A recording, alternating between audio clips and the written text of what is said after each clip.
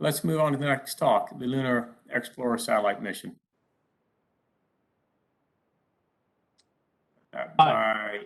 Yes. Okay, Mike King speaking.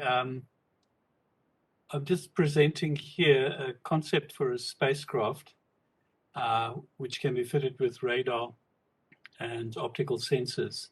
The technology itself has a heritage going back 30 years. And in a sense, we're a bit like the guys who probably hung around the docks in about 1720 when these missions were going to explore the Pacific. So we're looking for a ride share to the moon. And in exchange, with the right public-private partnership, we hope to offer radar and optical data at many wavelengths at high resolution for both types of sensor. And there's some more details available on the poster itself, but please contact me and I will be around for the poster session itself. Thank you.